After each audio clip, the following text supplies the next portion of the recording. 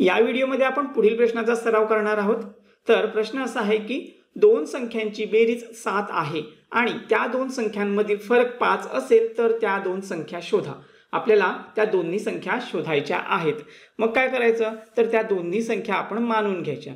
दोन वेगवेगळ्या संख्या आहेत म्हणजे त्यापैकी एक संख्या मोठी असणार आहे, दुसरी संख्या लहान असणार आहे। मग आपण इथे लिहून घ्यायचं आहे मोठी संख्या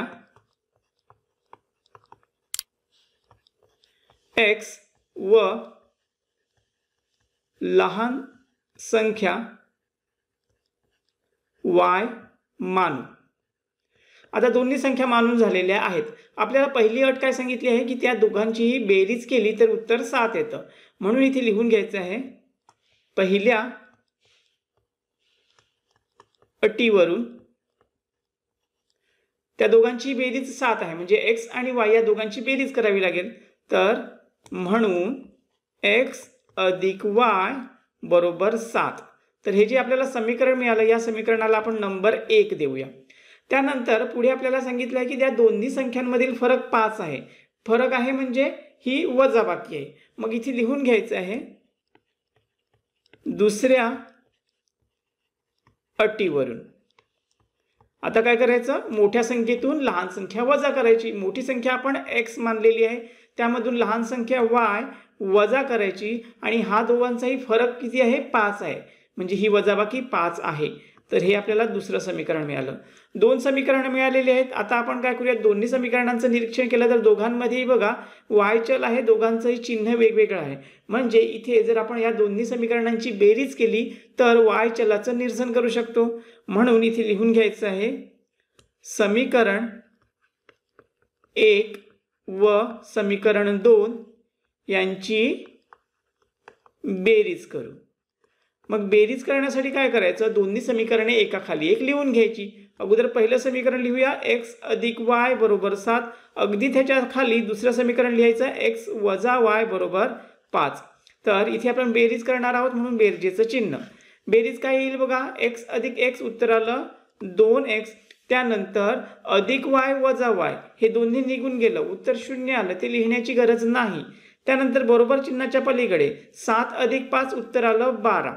म्हणून आता काय करायचं हे जे 2x आहेत त्यापैकी फक्त x लिहूया बरोबरचं चिन्ह आणि हे जे 12 आहे ते जसेच्या तसे येतील आणि हे 2 x सोबत त्याचा गुणाकार आहे आणि हे 2 जर आपण बरोबर चिन्हाच्या पलीकडे आणले तर गुणाकाराचा भागाकार होईल म्हणून ते छेदाच्या ठिकाणी लिहायचे आहेत। आता आपण बाजूला लिहून घेऊया। तर बघा आपण जे x ची किंमत शोधायची आहे ते लिहूयात x बरोबर। आता काय होतंय बघा तर इथे ह्या 2 ने 12 ला भाग जातोय बे एके बे बे सक 12 म्हणजे इथे आपल्याला x ची किंमत किती मिळते x ची किंमत मिळाली 6। आता x ची किंमत जी 6 मिळालेली आहे त्याला अगोदर आपण बॉक्स तयार करून घेऊया। बॉक्स तयार केल्यामुळे आपलं उत्तर ठळकपणे दिसून येतं। चला x ची किंमत मिळाली मग ह्यावरूनच आपण y ची किंमत शोधूया।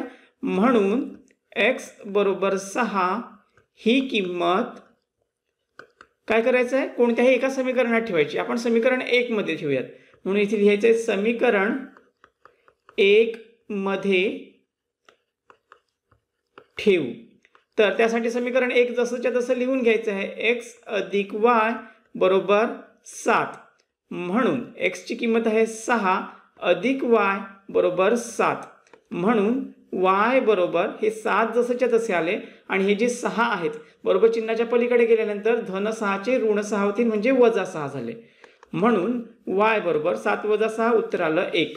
तर y ची किंमत देखील आपल्याला मिळालेली आहे त्या किमतीला देखील आपण बॉक्स तयार करून घ्यायचं।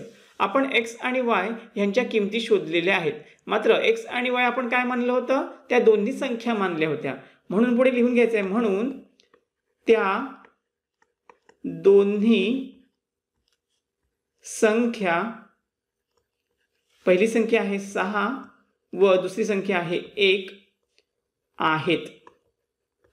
तर बघा विद्यार्थी मित्रांनो अशा पद्धतीने आपला हा प्रश्न सोडवून झालेला आहे। जर हा व्हिडिओ तुम्हाला समजला असेल तर व्हिडिओला आठवणीने लाईक करा आणि आपल्या चॅनलला देखील सबस्क्राइब करून ठेवा। आणि जर तुम्हाला इयत्ता 10वीच्या इतर सर्व व्हिडिओच्या लिंक व्हॉट्सअपवर पाहिजे असतील तर माझ्या व्हॉट्सअप नंबरवर इयत्ता 10वी असा मेसेज करा। तर या व्हिडिओमध्ये आपण इथे थांबूयात, भेटूयात पुढील व्हिडिओमध्ये. तोपर्यंत काळजी घ्या. थँक्यू.